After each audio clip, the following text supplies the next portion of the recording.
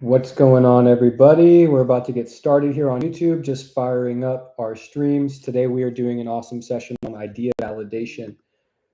Just give me a moment here while I get things set up. We are going to jump in just a moment here. So, we got YouTube fired up. Fantastic. I'm about to fire up the Google Meet. We got a few people joining.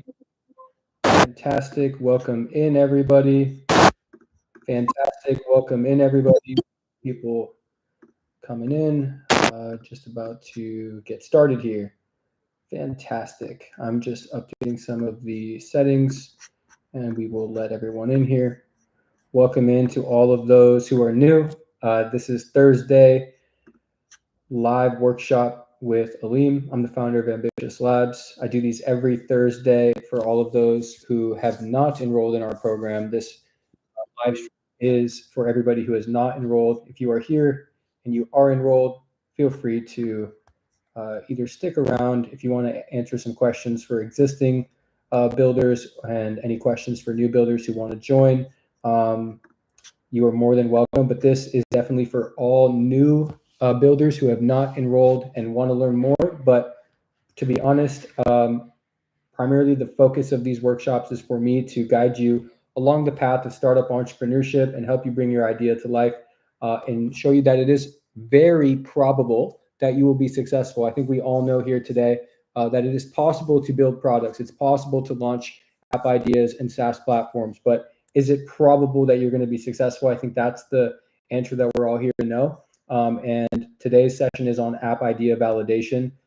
Last week we did a fantastic session on intro to Flutter Flow and Firebase app building. It was a huge hit. We had about 70 people show up. That was a great session. And today I've gotten a lot of questions about, hey, Aleem, like, how do I know my app is worth investing into? How do I know it's worth going all in and actually launching my product?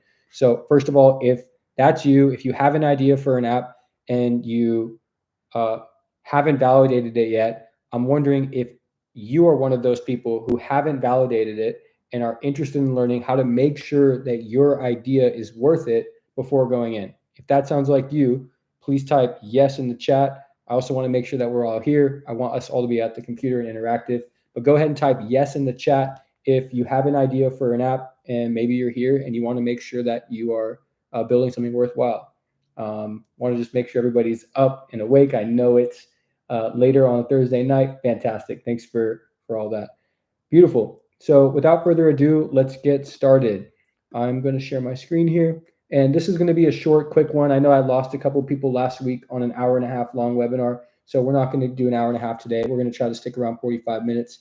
And we will keep things moving quickly. I will be expecting all of y'all to be working alongside of me as well. So here we go. All right, we're also live on YouTube. So we have a few members on YouTube who are hanging out. If you're here on YouTube, please say yes. Awesome. This is not a premiere. This is a real live. It is Thursday, 5 o'clock. And we got a few people on YouTube. Beautiful. So I'm just going to double check. Looks like we are good on the... Beautiful. All right, everybody, welcome in. Today, we're going to talk about how to validate your software idea before going all in on building it. This is the exact same framework that we actually teach inside of Dreams into Apps, and I'm externalizing it to all of you. I don't believe that there's a need to keep it any less consistent. This is the same reason that all of our builders, when they launch their products, they know exactly how to market it. They know exactly how to position it. All of them generate revenue. Every single one of our builders get at least one paying customer within 24 hours of launching because they position their product in a way that has organic attraction, where when people are searching on the App Store, people are searching on the internet, they can easily find out that the app that they built is for them. Oftentimes, too many entrepreneurs are trying to build what's called everything for everyone, which makes them nothing for no one. This could be you if you are answering this question this way. If somebody answers you or asks you this question, what does your app do and who is it for? If you say things like, it's for anybody who has X, or everyone who needs to do Y. If you say the word anyone or everyone in your pitch, you are likely this person, and I'm so glad that you're here. And believe me, it happens probably 90% of the time. Our goal is to get you from talking about everyone to get you to talking about a specific type of person. In a world where building software is easier than ever before, there's also more competition than ever before. So how do we stand out from the competition? It's all about really defining who our product is for. Okay. So the approach that we take is called the lean startup method. If you've heard of the book, The Lean Startup, comment in the chat. Yes, if you've heard of the book, The Lean Startup. If you haven't, I highly recommend it. Go check out The Lean Startup. It's a great book. But The Lean Startup is not only a book, but it's a approach or a technique for entrepreneurs to focus on building a product that is small, that uses customer feedback to really drive what features you want to build. Building businesses, especially new businesses that have never existed before, is an experiment. It is not something that we know is going to work perfectly unless we are building a business like a grocery store or a gas station or something that has, real estate and has a lot of foot traffic. We are all building brand new software products that have not existed. So when we bring our product to the market, we want to focus on being scientists and experimenting with how our product is positioned in the market. We launched something very lean, and the word lean typically in bodybuilding means somebody with a lot of muscle, not a lot of fat.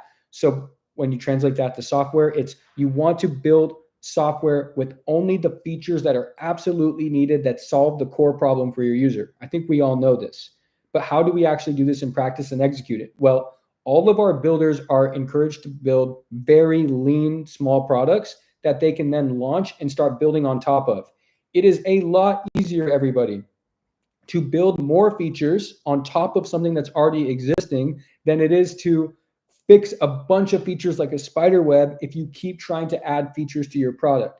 Think of it like a snowball. Once you get that initial ball and your snow is compact and you roll it against the snow, your snowman gets bigger and your snowball gets bigger, and you can then stack your ball from bigger to smaller from the bottom up. And that's exactly how software works too. We want to build a really strong foundation without a lot of bugs, with little points of failure, so that when we stack things on top of it, we know that the foundation is solid. And too many of you, and too many times I see builders try to build products on their own, try to hire developers, and they just keep telling their developer to do this, then that, and this, then that. And next thing you know, they create a spider web where if one thing is pulled out from the middle, that entire web just breaks and you are doomed.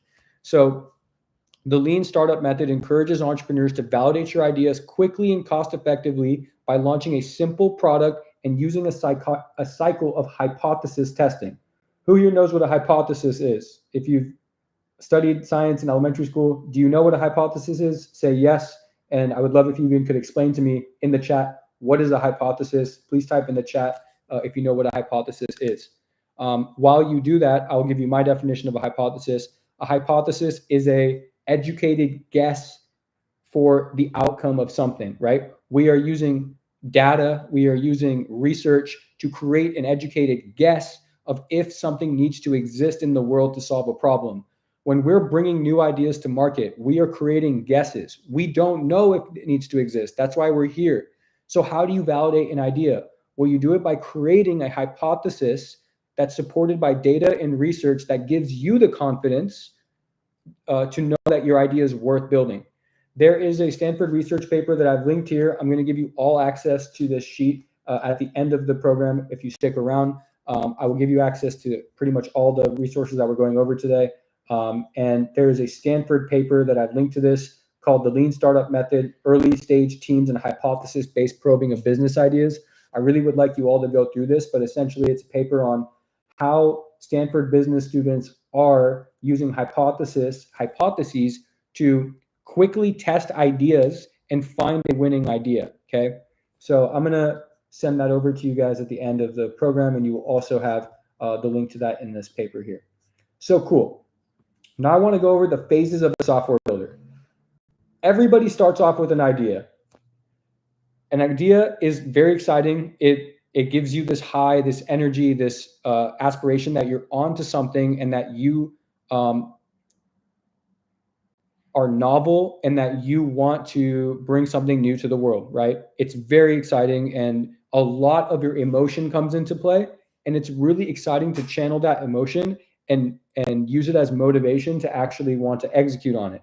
However, we don't want to be caught in the idea or like the dreaming phase too long. So this is where I'm encouraging you all to transition right now. Many of y'all have ideas. What I want to see y'all do is go from having an idea and being an idea person to stage 2, which is becoming a scientist. This is what nobody talks about. The real entrepreneurs who have ideas, they go from having an idea to quickly experimenting and testing to see if that idea works. We all know that one person, maybe it's you, who just always has ideas and is all talk and no bite, right? That is where you get stuck in the stage 1 here, which is the idea phase. We need to quickly move to the scientist phase. And that's what we're all here to do today, where we are now going to test to see if our idea needs to exist by creating assumptions, gathering some evidence, and validating the idea. Notice how I'm starting to speak like a scientist. I'm using words like hypotheses or hypothesis. Scientists use hypothesis to test to see if their experiments work. They're looking at, hey, if I mix 2 chemicals together, will it create this compound? Will it solve this disease, right? If I test this injection on a mice, will it work? If not, then no, it fails. I'm speaking in terms of a scientist. I'm speaking very logically. Business is exciting at the beginning. It's emotional, but it's also extremely logical.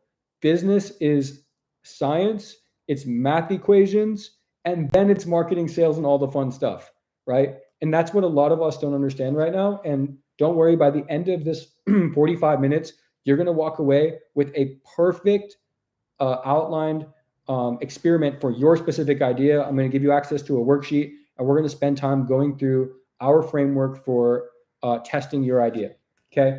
Then once you've created your hypothesis, this doesn't take long. This is a quick 45-minute exercise. You go into building, right? That's when you know you have confidence. Like, okay, I have this really clean hypothesis. It's supported by all this data. It's supported by all this research.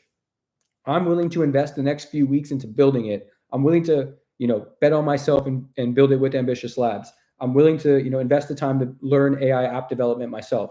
Maybe I'm willing to hire a developer at this point. I'm willing to put up $35,000 or $50,000 and hire a developer.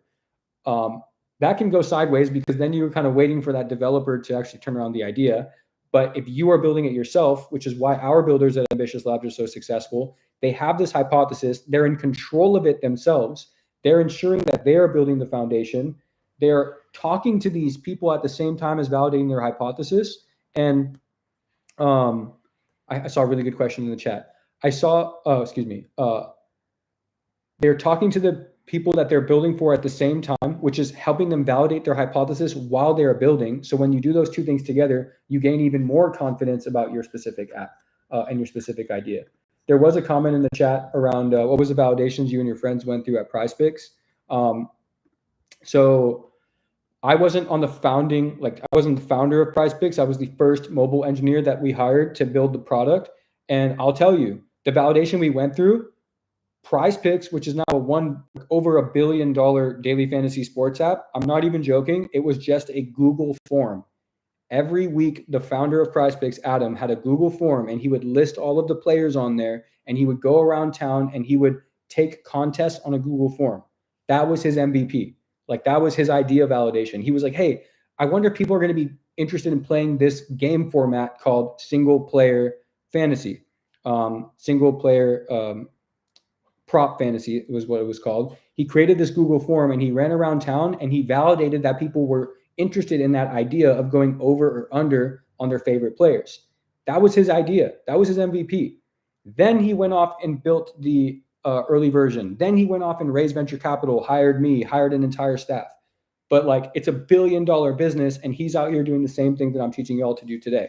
And I was friends with Adam. We've seen it all go from literally just a PowerPoint presentation. I think I can dig it up too, or ask Adam for it. But he went from a PowerPoint presentation to that Google Sheet, Google Form MVP, and then to iterating on the product and doing what I'm saying, which is stacking things on top and actually building the real business. Okay, cool. Then once you've built the product is when you turn into an entrepreneur. I'm sorry to say, but we are not entrepreneurs at this point in time. We are still builders.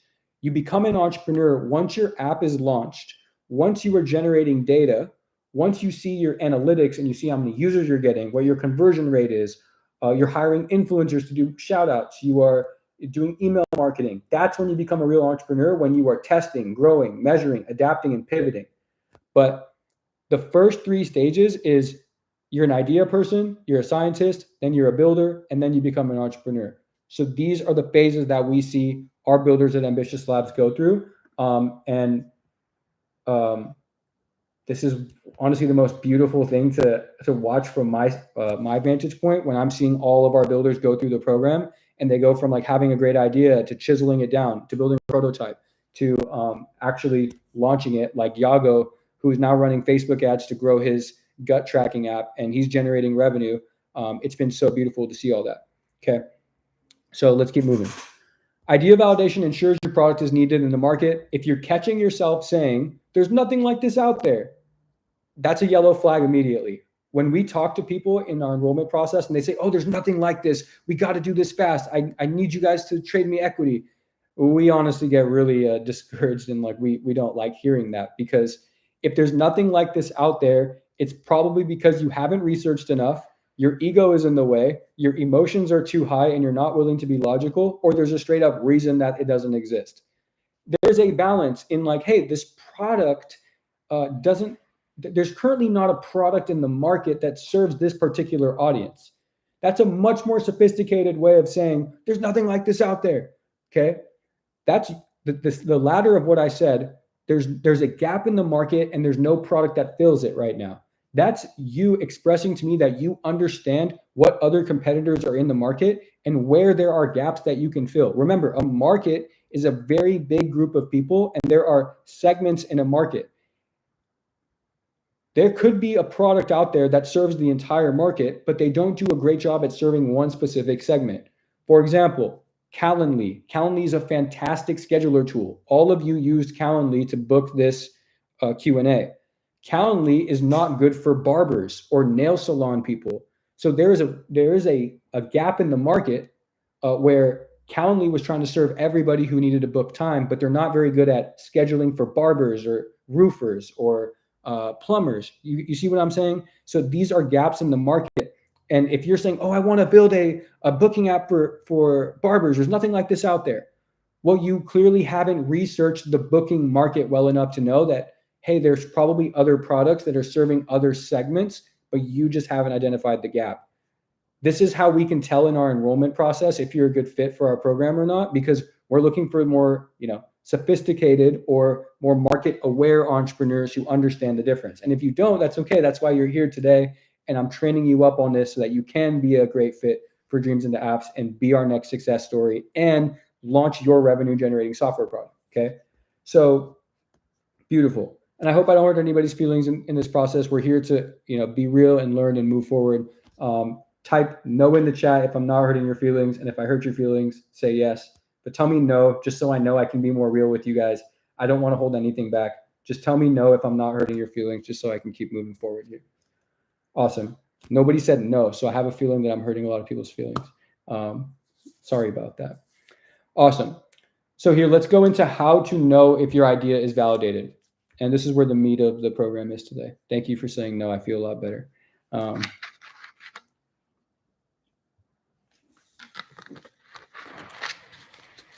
So number one, find an existing solution that people pay for. This is what's called a hair on fire problem.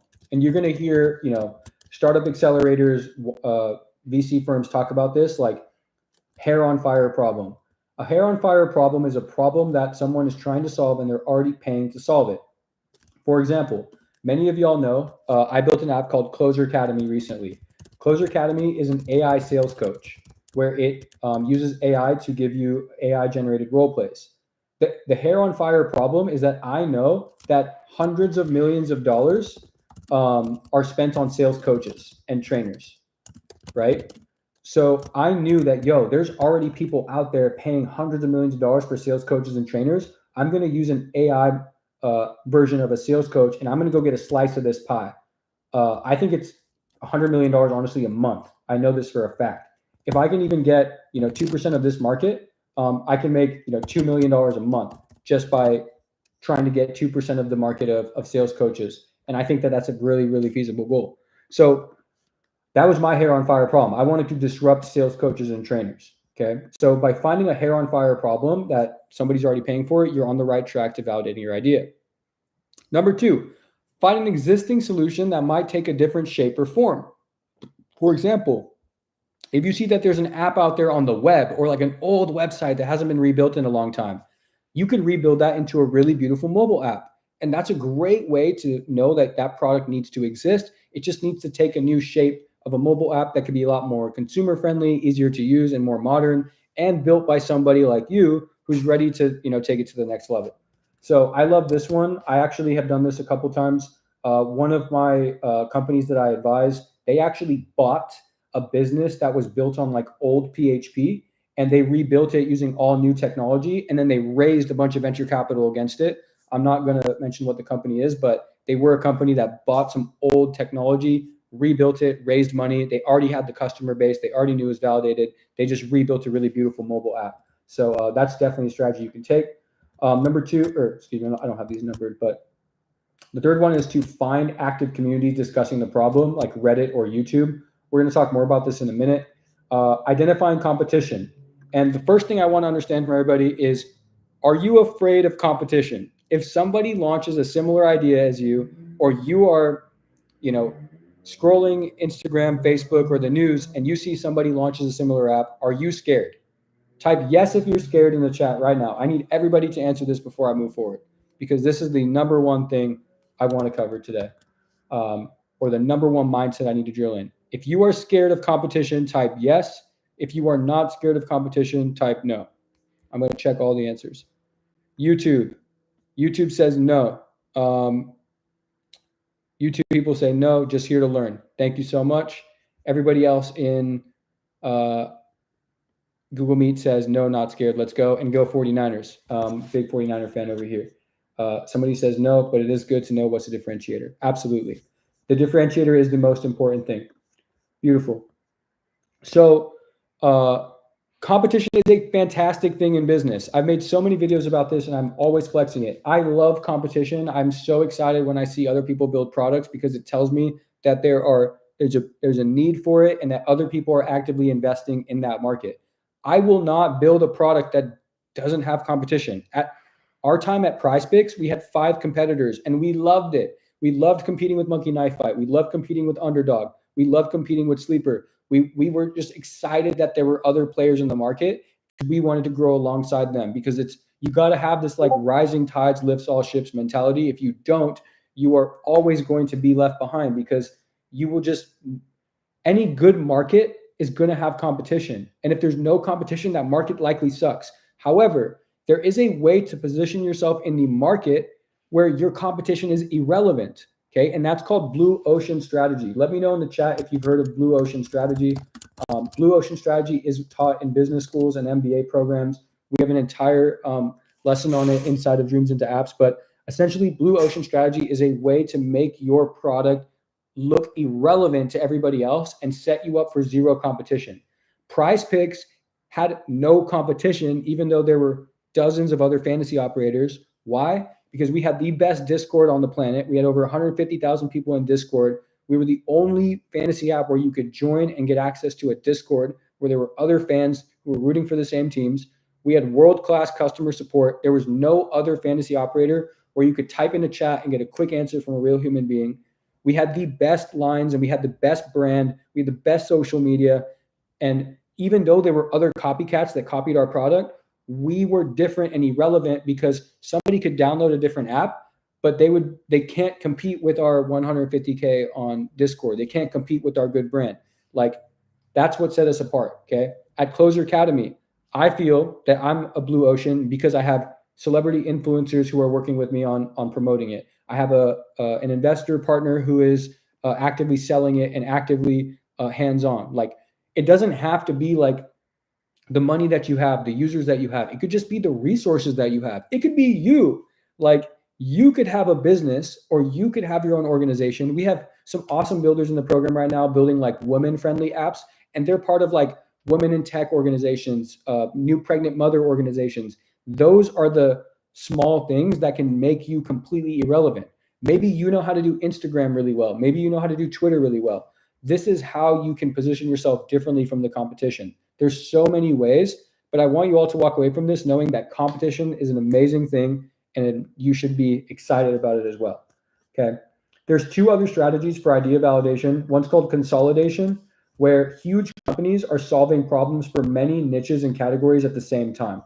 Like, for example, when I built my first, what's it called? When I built my first like micro app virally, I actually found that there was another big product in the marketplace called Jasper AI, and they were an AI content generator for a bunch of different niches. I saw that like TikTok was one of the niches that they were trying to solve for, but they were really bad at it. So I built an app that was specific for TikTok, and that did really well because I was able to market directly toward the pain points of TikTok creators. Okay. Similarly, Prize Picks, we have a bunch of categories. We do all types of leagues. There are apps right now that are copying the Prize Picks game mode and just doing it for a specific sport, like cricket. I'm a big cricket fan. My family's a big cricket fan.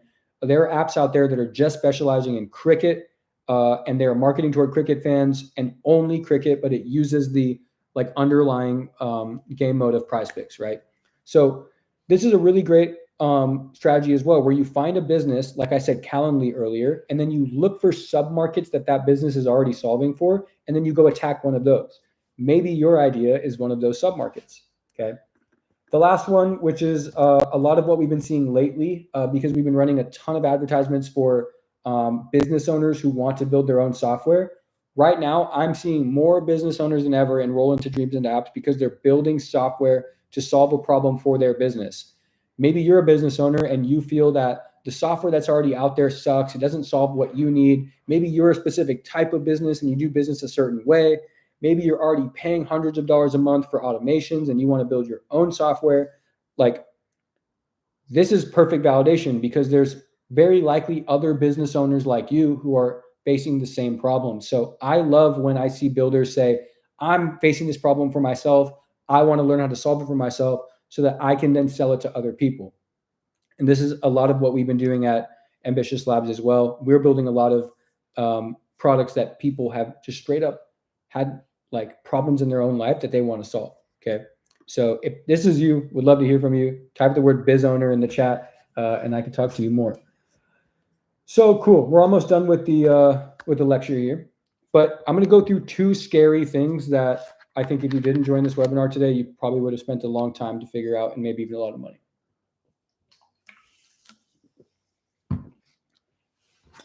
The hidden skill set of an entrepreneur that nobody talks about.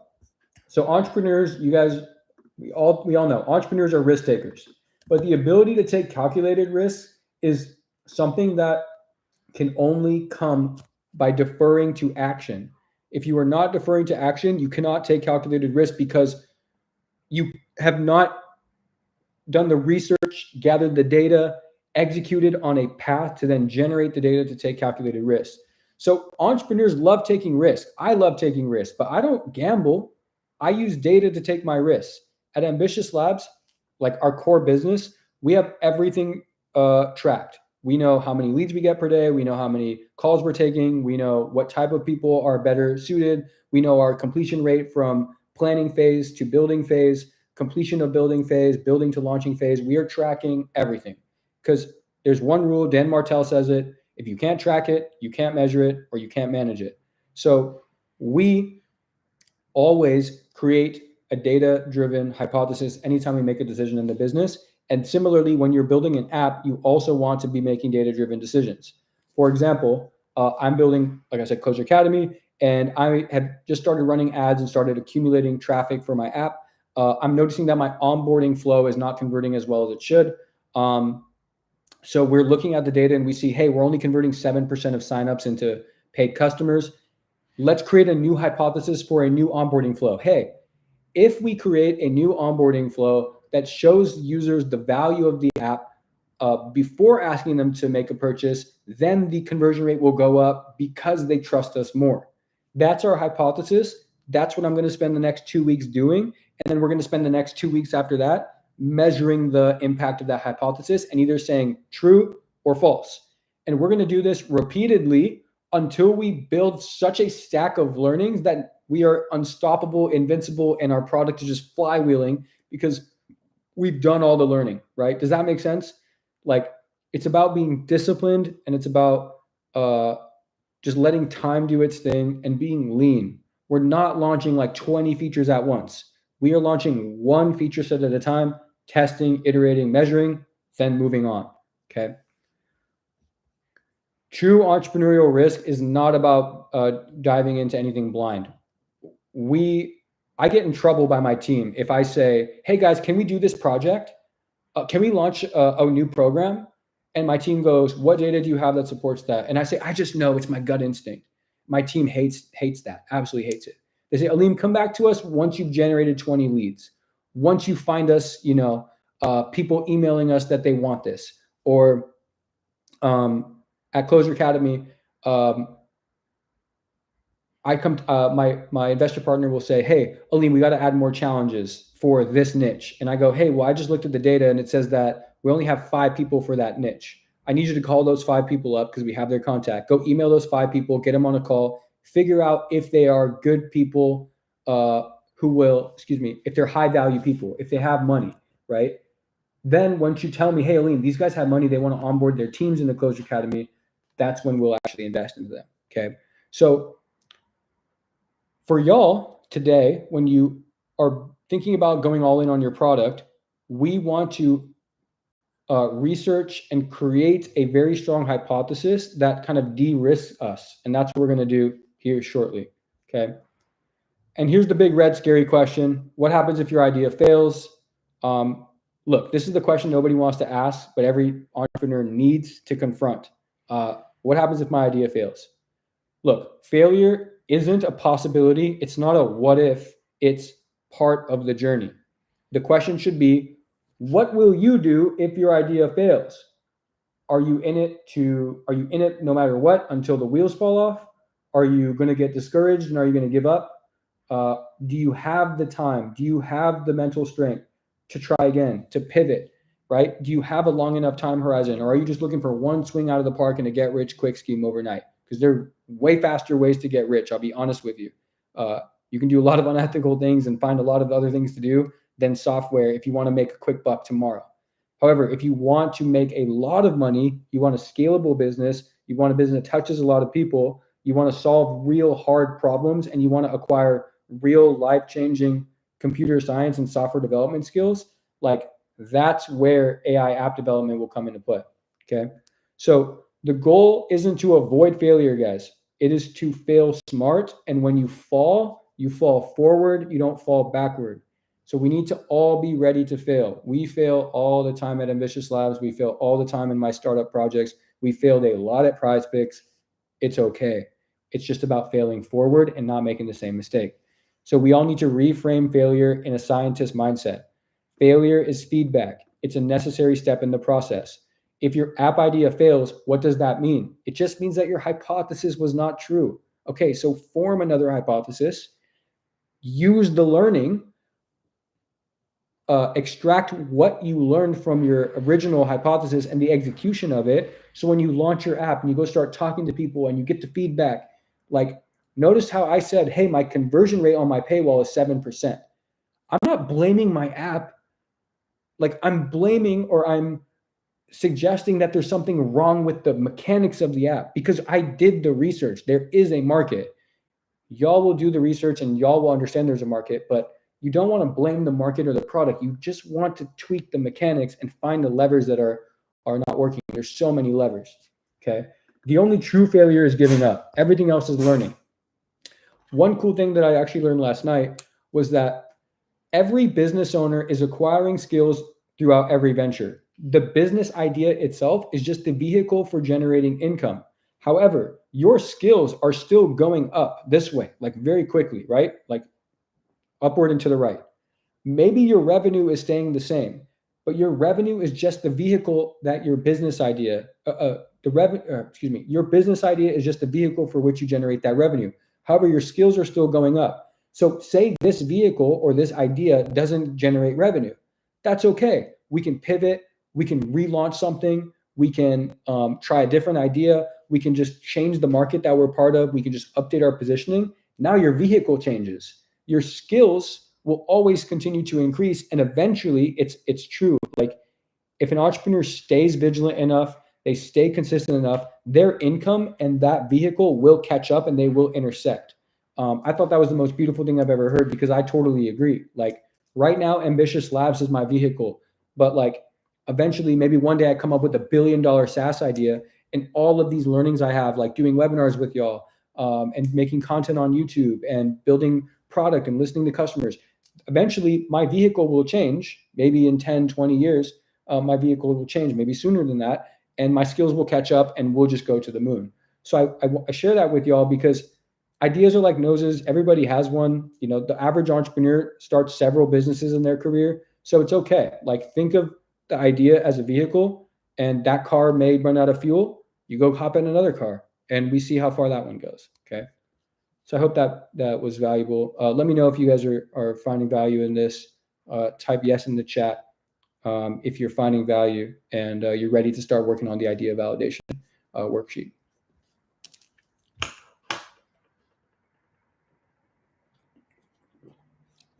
All right, let's get cracking, y'all. Did we build price picks with no code or low code? No, we hand coded price picks. We coded the life out of that. Nice, 42 people in Google Meet.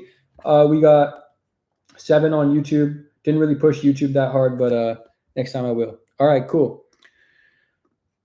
Cool. So look, I've already kind of talked about some of this stuff. I want to get into the idea validation stuff, and I know you guys do too. So last thing I'll say, actually, no, this is one thing I want to talk about as well. The way we've set up Dreams into Apps is we want y'all to launch that lean MVP first. We make y'all form a hypothesis. We hold you accountable to that hypothesis, and we are drilling in mindset into you. And it's so beautiful when we see entrepreneurs launch, and then somebody like Yago says, hey, you know, I launched my app, my conversion rate's not working. I'm going to launch a couple different ideas for ads, or I'm going to launch with a few different influencers and test to see which one has a better conversion rate. So that's been pretty cool. I want to talk about one more thing, because a lot of us have ideas and maybe we've told a lot of people our ideas. Like when here, let me ask you a question. Have you ever told somebody your idea and you didn't get the response that you wanted from them? You were expecting that person to really like be just as excited as you. Maybe you didn't get the response that you're looking for. Maybe they were like, oh, cool, nice. Can we order this pizza? Or like, yeah, honey, like, nice, that's a good idea. Like, you should do it. But you kind of sense that underlying like, yo, they don't believe in me. Like, yo, do you really think that like this isn't a good idea? Like, don't BS me right now. Who here has felt that from their friend, family, spouse, you know, brother, sister, kid, whatever? Like, I really want us to be emotional right now. Have you ever told somebody your idea and like didn't get the answer you're looking for, or like you didn't think that they believed in it? Yeah, the chat's blowing up every day. They can't see the vision. Donald says they can't see the vision, and I totally agree. Everybody says, of course, yes, it sucks. In years and years, it's on the market. Yep, of course. Absolutely, y'all. But look, I have one analogy. It's called the baby analogy. No one's going to tell you your baby is ugly. That would be a really mean person. If you popped out a baby and you spent 9 months with your significant other, you know, popping out a baby, no one's going to look at your baby and be like, oh, damn, that baby's ugly. I would not be friends with that person, right? That's the same thing that happens with ideas and products. Like no one's really going to like tell you straight to your face that your idea sucks, like, or your baby's ugly. They might think of it. They might go back to their, you know, spouse partner and be like, yo, that baby was really ugly. Huh? Look how big its cheeks are. Like, or like all that kind of stuff, you know? But like things change once you have something in your hand, right? Like this isn't the same with a baby per se, but like when you're talking to somebody about your idea, it just stays an idea. And that's because it's human psychology. It's not their fault. You would do the same thing. I do it all the time. It's because like when you have a product in your hand, your human nature will process that concept as an abstract concept versus a tangible concept. We have nothing to base our next kind of neurotic connections on. We have no idea what connections to make next. So when you describe an idea, it's still abstract. And people will not be able to emotionally connect to something that doesn't exist in the real world. If I'm thinking about my dream car, like I can keep thinking about it and I can keep figuring out, like, I can keep thinking about ways that I can get it. I can think about ways I don't get it. I can start making excuses. But like when I actually see it and when I actually look at the numbers, I can then start forming a lot more like connections to how I can achieve that sort of outcome of getting my dream car, right? So this is number one. When you have a real product in hand, your conversations will fundamentally change because people will start being able to see that as a tangible asset, and the connections that are made will be based on what's actually in front of them. Because we have this cognitive bias where we believe that seeing is believing. Humans will place higher trust in the things that they can see or touch. But like just a dream, we can't place really trust in that. It's very easy for us to get our mind off of that. However, when you have a real product in front that's like the basis of your conversation, it's very hard to dismiss something that's tangibly in front of you. It's very easy to dismiss just an idea. Does that make sense? So with product, people can see, touch, and test the idea and actually get their juices turning in a new way. I saw this myself when I was pre-launching Closer Academy. I was doing a lot of outreach to influencers, and they were doing the same thing. They're like, oh, cool, yeah, AI sales rep, sounds great, thanks. Cool idea, keep going. But now I'm showing people this product. I'm sending them Loom videos of the idea of the actual product, and they're like, oh my God, I need to get this right now. Hey, can I get on here? Like, this is game changing. I need to be the first one. Because it's like, they have this fear of like, oh crap, like I doubted this guy. And like maybe when they first heard of the idea, their like doubt was like at all-time high and their confidence was at all-time low. But then when you prove that person wrong per se, or you show that person that you weren't giving up, like their trust doesn't just catch up, but it explodes because they go, oh shit, this person is a man of their word or a woman of their word, and their action, like, and they built something like that I only imagined. They were real about it. So the social proof and the trust, like the word social proof and trust is just a fancy word. What I'm telling you is like what really the emotion was. Like they were like, oh damn, this person meant business. Okay. And then that's where the fear of missing out comes in. Like everybody wants their hands on software. Everybody wants to be part of something big, but like not everybody can do it, right? So if you are the vehicle for other people to get their hands on some sort of like jump on some sort of train, you're going to be the MVP and you're going to be able to create a lot of demand. That's what happened to me in Closer Academy. This investor partner, they were already trying to do this. And when they found out that I was already building it, they're like, yo, I want to jump on this ship. Whatever it needs, whatever I need to do, I'm jumping on this ship. Okay. So people will want to jump on a train that you create for them. Okay. And then that creates feedback loops and engagement. Like I have like 15 calls next week with influencers who want to give me feedback on Closer Academy. And those calls wouldn't have happened if I didn't have a product in hand. They've never even used it. They just saw a picture and a screenshot of it, but like they're already trying to get on calls to talk more about it. And that could happen with you too, but it's not going to happen if you don't have a product in your hand. Okay. So I hope that we got some value out of that as well. We need a product in our hand. Let's get going on the worksheet.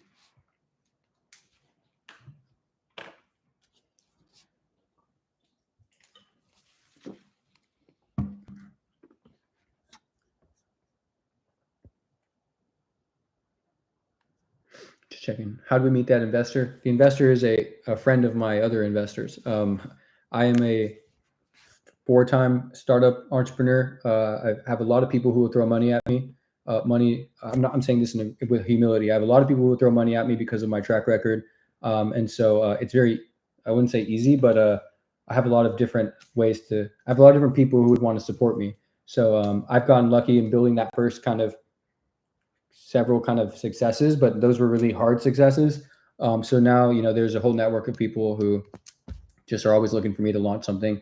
Also, like that investor was already kind of building, they were already doing sales coaching and they were making good money doing it. So I showed them like this product that would kind of change the way they did sales coaching. And since they already were in that business, it kind of just worked out. So rather than me kind of just telling you about myself, like it's important for you to find, if you want money, like I think it's important that you align yourself with somebody who's mutually vested in the product. Like don't just take money from somebody who's rich and they just want to throw you money, because they're never going to see the struggle. They're never going to see the light in the failure. My investors, they know that I'm working on something with them. They have their skin in the game with me. So if I fail or things don't work out, like we have this connection where he knows why it failed. If you just take money from some rich person and you fail, they're gonna be like, yo, where's my money? You said you were gonna get this going. So I think, investors is a whole different conversation we can have inside the program.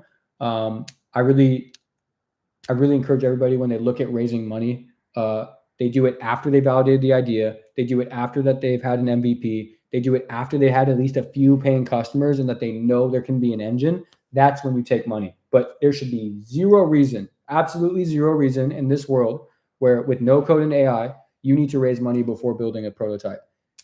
You absolutely should not be doing it. I didn't raise for Closure Academy until the app was actually launched 3 weeks ago, and then we put $50K in the bank account. So there's no reason that you should. Similarly at PrizePicks. All right, y'all. Changing my tab.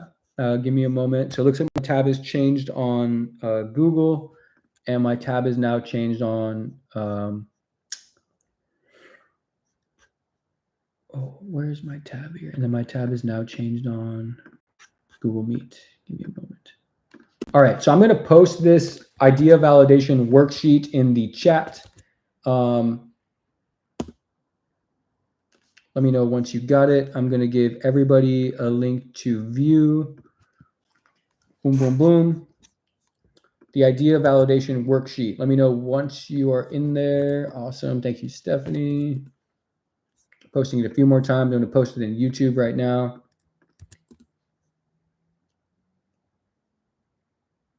So Nick mentioned something that was a good question. What app is your best success and what to do in MRR? So the products that I've built, I've always done in venture-backed companies. I've always done in like large businesses. Like my first product was called Season Share. I think we grew that to I can't tell you MRR because it wasn't a recurring business, but we grew it to about 10 million a month GMV. So we were moving $10 million worth of product from that software that I built. It was a B2B SaaS where I sold ticketing software directly to teams like the San Francisco 49ers. San Francisco 49ers were actually an equity partner in my business. They invested in us, and we built a season ticket sharing platform for the 49ers. You can look up 49ers season share, and you'll see that. So that was that first one. And then PrizePicks was obviously a huge success. And then after PrizePicks, I'm building Ambitious Labs as like a app development incubator.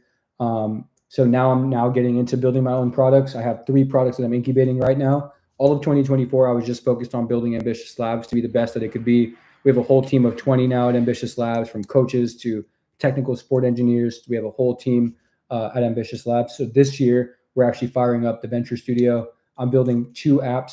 One is for a major e-commerce school on YouTube. It's called Scan Profit. It's an Amazon profitability finder app that's launching actually April 1st. And then we're also building a stock trading SaaS for another major YouTuber with over 300,000 subscribers.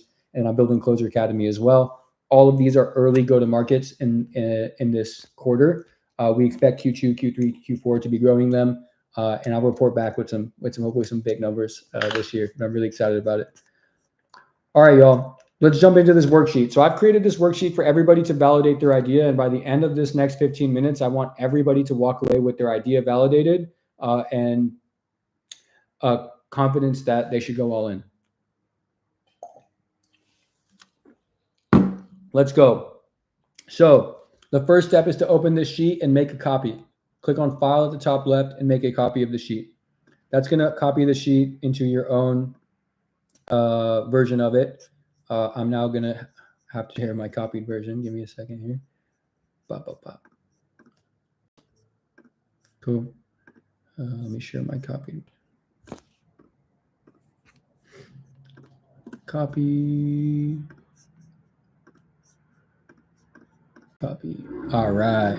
Cool. So now everybody should be seeing my copied version. So I'm going to call this idea validation worksheet, and I'm just going to look at Closure Academy. Okay. So I'm going to do my app that I've already validated, but at least you can see my process.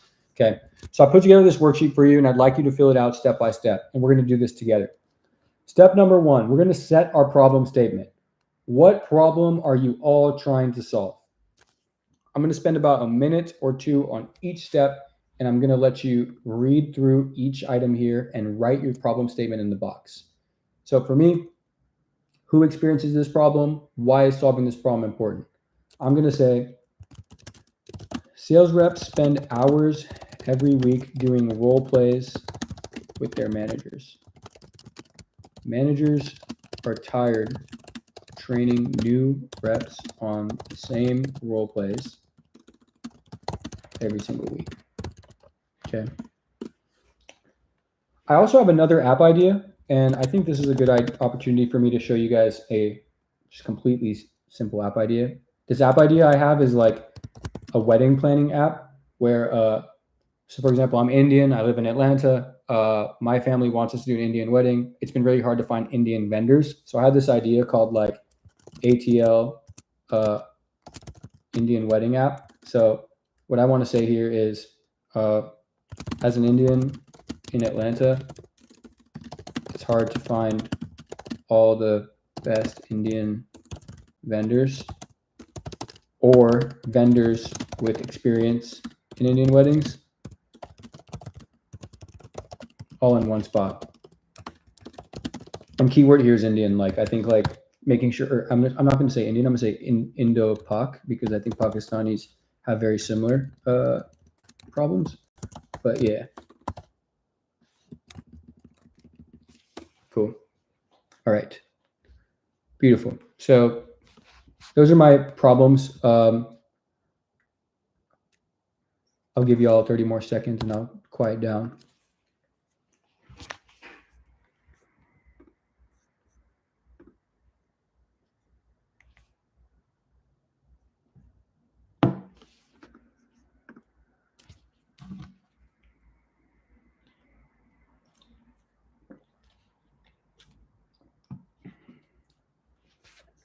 All right. Cool. Step 2, form your hypothesis. So like I said, hypothesis is all about a scientific guess. Here's a hypothesis format. If we offer solution, then X customers will experience a benefit. So all of us have an idea, there's a problem, and we want to solve it with a product. So here's an example. If we create an app to help people organize their daily tasks better, then they will be more productive and have less stress managing their time. I'm going to write my hypothesis for Closer Academy. If we allow sales reps to role play with AI avatars, they will increase their performance faster and save their sales manager time. They will use this app as a daily training tool because it's so easy to use. Okay. I'm going to do one for my wedding app. If we make an app that puts all the Indian vendors in one app, we can charge, $20 to unlock all access because it will save the wedding planner a lot of time to find these people one by one. So my idea was like an app that's like a directory of all like the Indian and Pakistani like vendors, and we could charge them like a one-time fee to look at all of the vendors in the product or in the area in Atlanta. Okay. Awesome. Cool. Now I'll keep moving. The next one is to define your target market. This is where I want you all to get very detailed. I think too many entrepreneurs, they skip this step and they don't really get serious about it. Like you need to be so detailed about your customer that it's like creepy. Like you need to know, like, do they sleep on their stomach or on their back? Like do they brush their teeth with an automatic or a manual toothbrush? Like I'm not joking. Like you need to know your customers so good. Like for example, at Closure Academy, I know they're 25 plus. They're male or female, right? Mostly male though. That's just how it is. Like I know that, and I got to be objective. I can't be, super emotional and have all these like political opinions. I got to just be objective as a business owner. Okay. Location, primarily USA, because this is the home of sales, and then other countries, but like sales happens internationally. Okay. Pain points. They want to increase, their close rate and skills, but don't have time. Okay. sales managers hate doing the same thing over again. Okay. Their lifestyle. I know that sales reps are like go-getters. They go to the gym. They take care of their bodies. Like they drink a lot of water. They stand up and work. Like they consume content. They read books. Like these are hungry people who want to like do well in life because sales is primarily performance based, right? If I were to talk about like my wedding app, I would say like, 9 to 5 professionals, family oriented, because Indians and Pakistanis like love, planning with their family, traditional, cultural, right? Like these are things that I need to know about my target market. I'm just kind of writing this down to show y'all how deep I really want you to go. And like, I want you to just realize that like, it's okay to assume things about people. I know it can be uncomfortable, but like I've done it so much as a marketer and I've done it so much as a product builder now that like it's natural to me, but like you just got to be honest about how people are, and you got to know your people really well. Okay. Interest in hobbies. I think sales reps love to go to the gym. They love to listen to podcasts. They are into like supplements and working out, things like that. I could be wrong.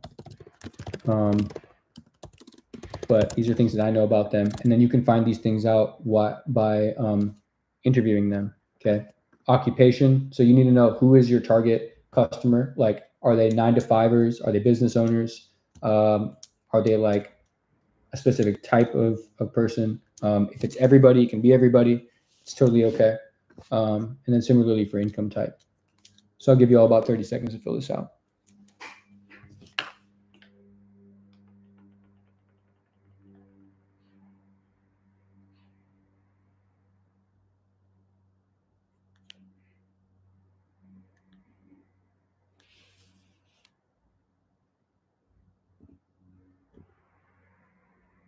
Awesome.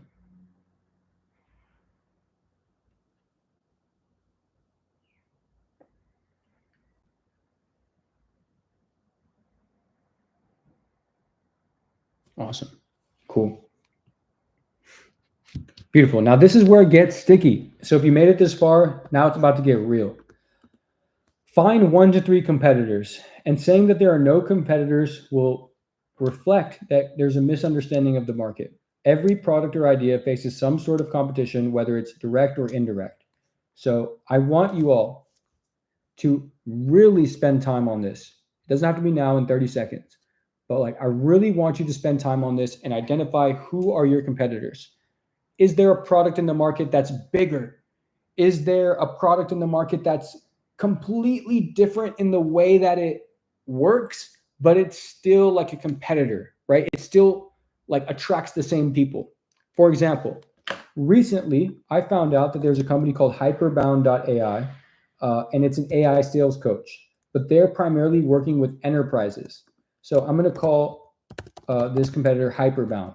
And I'm not getting upset that there's another competitor. I'm excited that their strengths are web apps and enterprises. Like they're flexing like SOC 2 compliance, LMS integration, like all kinds of like enterprisey stuff. I think the weakness is their mobile app. They don't have a mobile app. It doesn't exist, right? And their target market is enterprises. But it works really well. And the company's called hyperbound.ai. But notice how I'm not getting excited over this. And I'm really looking at like their strengths, their weaknesses, and I'm trying to attack the weaknesses and bring a product to market that fills that gap. Like I was saying earlier in the program today. Competitor 2, I'm going to make sure that this competitor is not an AI competitor. I'm going to say that this is like a sales school, right? There's a school out there called SV Academy that actually one of my friends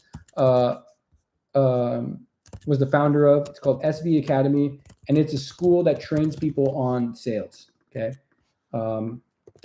trains new grads on sales. Okay, so it tells me that there's a market to train salespeople, but the weakness is like it doesn't serve people who are already in sales,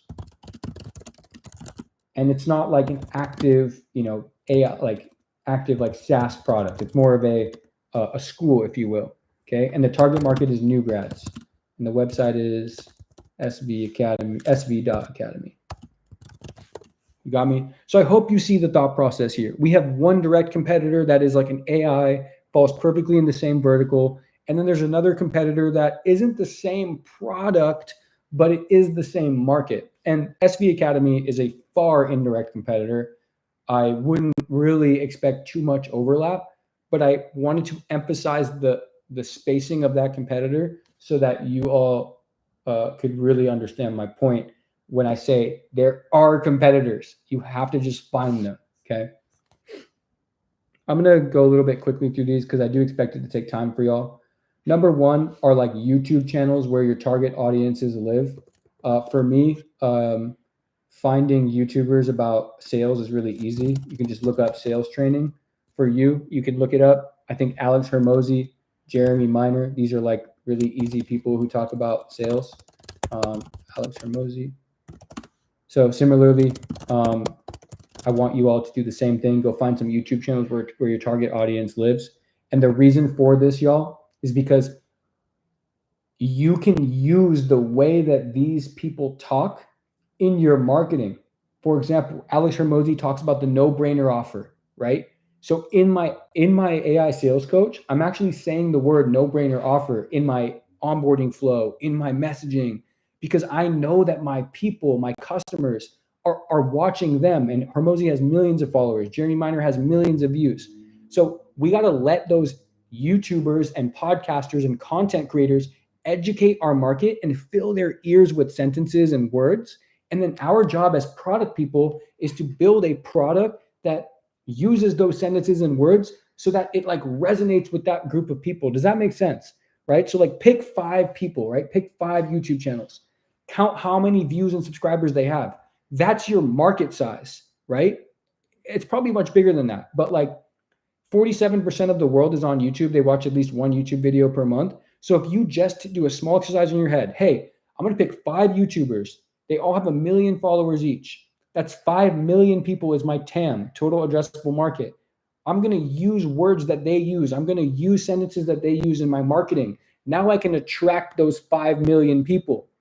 But if you don't do this exercise and you just come up with an idea and you come up with marketing yourself, you are going to use words and sentences that only you think about.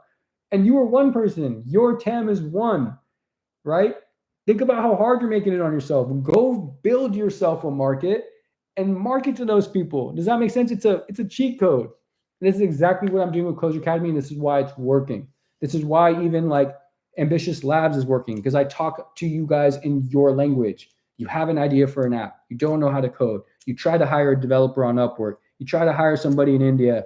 You tried to stay up all night working with them. You got left with a big pile of crap. Like, we all say these words in this space. And I just know y'all so well that I can speak your language. So your job is to go find out what's going on in those people's lives through YouTube to be able to speak their language. Honestly, that was probably single-handedly the most important thing I could have told you today. Drop a yes in the chat or hit me with the reaction if you found that valuable, because that is how you make your life easier. And that is a guaranteed way to market a product that absolutely works, okay? You can do the same thing with Reddit threads. Reddit is not a great place, in my opinion, to like be selling products. It's a great place to be like talking about a product, talking about problems, seeing what people are searching for, but I wouldn't use Reddit to like actually sell. So for example, I looked up AI sales training, and then I always just put the word Reddit after. You should do the same thing. Just type the word Reddit after. And look, there's so many Reddit threads. I'm going to post it here on my screen. Is anybody actually using AI for sales coaching? Using AI in sales coaching? How are you using AI? AI sales coaching. Look how much demand there is on, look how much like interest there is on Reddit, right? There's a lot of interest on Reddit for people who want to use AI for sales coaching. So this gives me some more confidence that that people are looking for it, right? So that is honestly a game changer as well, when you can see that people are posting on Reddit, because what that means is that there's intent. People are searching for Reddit. They're taking time out of their day to go to Reddit and actually post a problem that they're having and look for help. And when people view these Reddit threads, that's called intent-based marketing. That's called like search-based intent, where you're searching for something, you are showing the world that you are approaching Google and you're saying, hey, I need to find this problem. I have a lot of intent to solve the problem. You click on Reddit and then you see that there are other people solving the problem. And then if you see a link there, you're likely going to click on it. But what you should get excited about is if you see people posting on Reddit, because you know that they have the intent to solve the problem. And that is a surefire way of validating your idea. Okay. Awesome. I got one last thing for all of y'all. Still with me? Hit me with a yes if you're still with me and you're ready to get out and get some dinner. Hit me. Yep. Cool. All right. So I've got some questions here. Some people say, how do I work with you? How do I hire you? That's a great one. So it's a great one because we are able to work together. So your next step really is to assess your signals from the market. How do you feel after you conduct this research? How do you feel after listening to me today? Do you feel like you have a good understanding of who you want to target and the problem that you're solving? If you do, then I would love to take you to the next step. My name is Aleem. We run Ambitious Labs. We have a program called Dreams into Apps, where we will work with you one-on-one and we'll coach you from idea to successfully generating revenue. Maybe a lot of y'all know this, but we run this amazing program.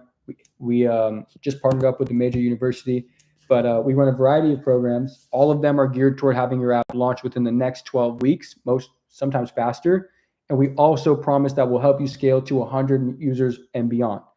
Every single one of our builders who launch, they generate revenue. And if you've spoken to our team, then you know that we have 3 main programs: the Academy, the Accelerator, and we recently brought out the Accelerator Pro, which is a banger, and I'm super excited about it.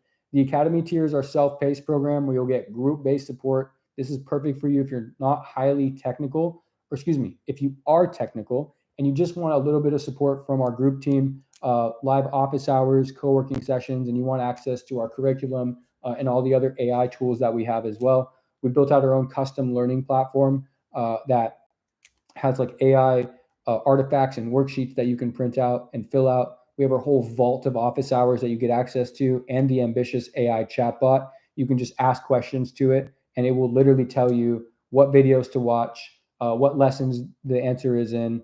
And we also have our own custom product management board that's powered by AI as well. So we built like this entire builder suite of tools that you all can all use. So content, coaching, curriculum, and AI tools.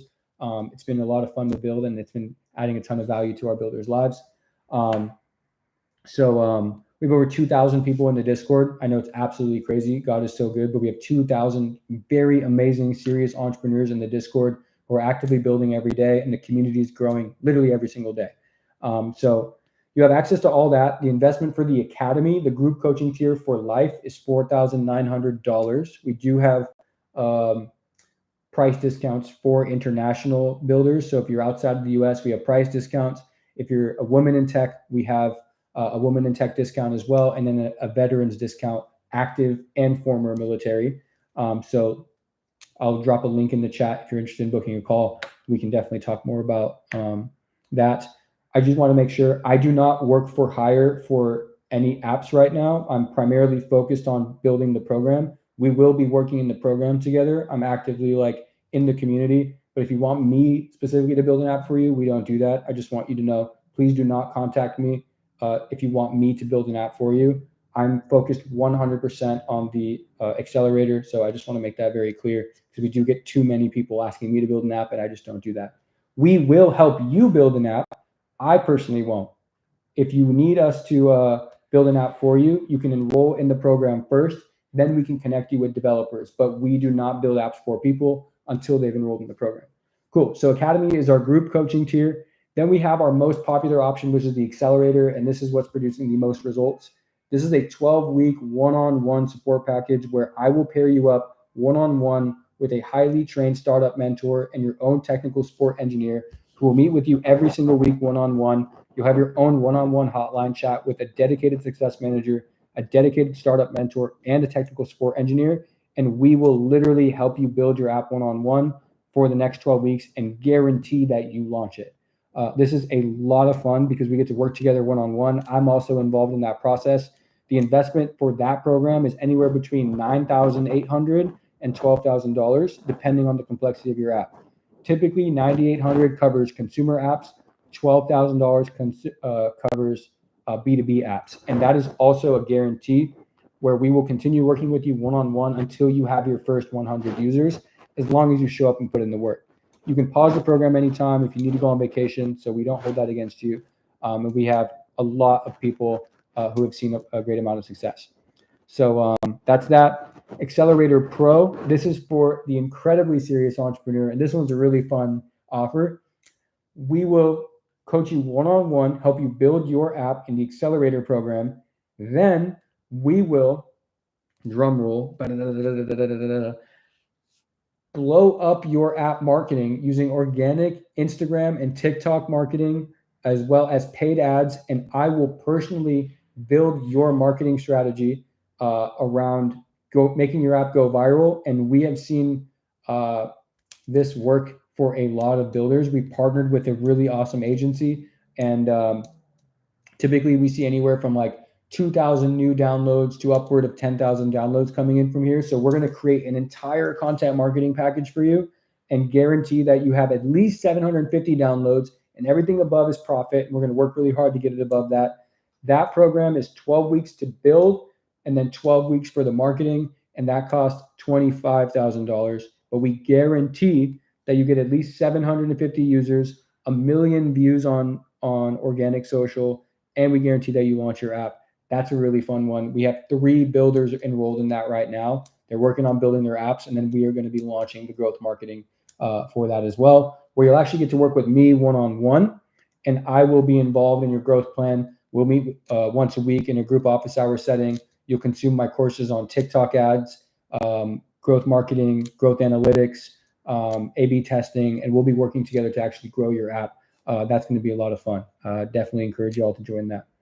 So like I said, we offer discounts for veteran, women in tech, as well as international students. The programs are expensive, I know, but it's because we guarantee results. It's because we have a team of 22. We do not take any equity. It is a education-based program, and soon we're actually going to be putting a certificate on it. So if you are finally ready to launch your app, you trust me to take you on the right path, I absolutely encourage you to click this link that I'm about to drop and book a call with our team. If you've already talked to one of our teammates, go ahead and respond to one of us, and we'd be happy to get you going again. But I'm going to drop the link in the chat right now for y'all to book a call. We can definitely get you started. We sign NDAs. We'll make sure that you feel safe. You don't have to go over your full idea, but if you trust us, you can, or you can sign the NDA. All of our coaches, all of our team is on NDA. So I would love to help you turn your dreams into apps. Please book a call. Apps that require banking integrations and stuff, you are responsible for navigating those compliance regulations and payment processing. We are able to offer you the technical support. However, those more like nuanced banking and like peer-to-peer lending and these types of apps will be a bit more challenging, but we do have the support for it. I encourage you to book a call. We are happy to talk more about that. The only products we don't support is Web3 and crypto, peer-to-peer lending, real money contest. I will not help you build a real money contest game because that's a lot of regulation and it's a lot of financial risk, and we just won't take that on. So Web3, crypto, not safe for work, OnlyFans clones and things like that, peer-to-peer lending, real money contests, sweepstakes and giveaways. Those are the things that we won't help you build. Awesome. So someone's asking how we partner with university because they reached out to us. They're one of the first universities in Canada. It's a top 3 Canadian university. The deal, like I'm working on the contract right now with our attorney. It's going to be a fully accredited program. You can all enroll in that if you want to. That's going to be a lot more expensive. I expect it to be about $17,000, where it's going to be a real postgraduate micro-credential in startup entrepreneurship through a major university in Calgary, but it's going to be Ambitious Labs fulfilling that program. We got that program through because we've been working with their director, and their director approved the program to like be taught through the school. So the same program that you'd be taking through us for 9,800 is going to be ran through the school for a lot more. And to be honest, you're going to be a lot less support because we have to like go through the school regulations. So any other questions about Dreams into Apps, I'm happy to answer. The link is in the chat to book a call with our team. We can even reach out right away if you have any questions there. So yeah, 25K is a 12-week build out and then 12-week marketing. But look, we will work with you for as long as we need to help you achieve the result. We like to say 12 weeks and 12 weeks, but that's just to hold everyone accountable. Some people take longer, some people take shorter. It's really about the time that you put in.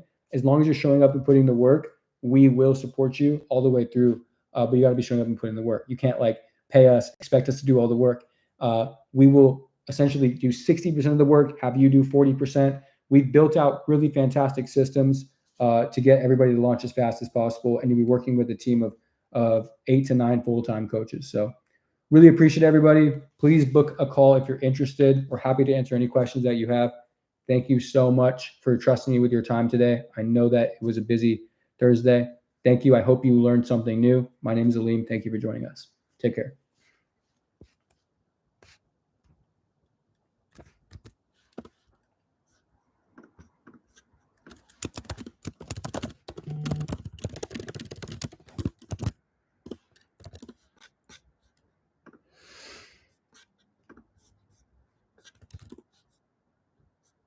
Donald says, I've heard no code and low code. Donald says, I've heard that no code and low code have scalability and security issues. That is not the case with our low code tech stack. Why? Because our low code tech stack gives you real Flutter code, real Node.js code under the hood, and all of those objections and problems are non-existent when you work with our tech stack. We are doing what's called AI-powered code generating. We are not actually using a drag and drop tool where you are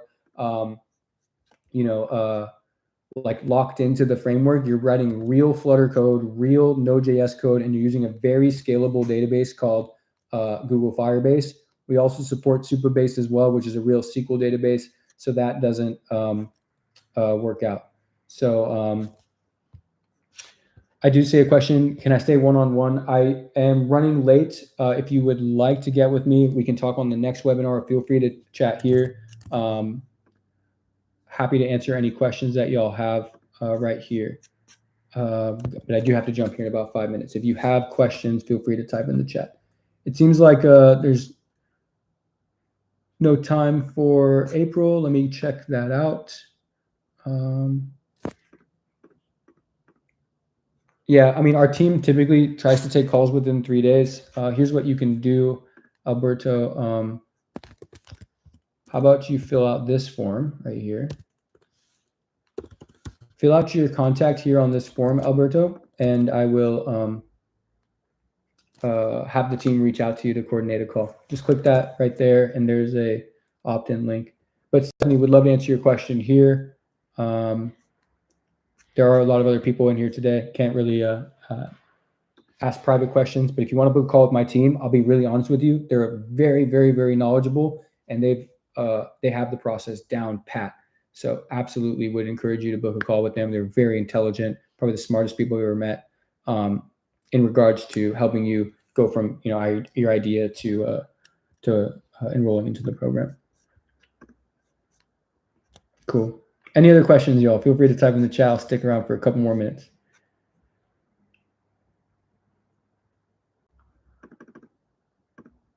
Alim, nice name. I wish I had a name like that.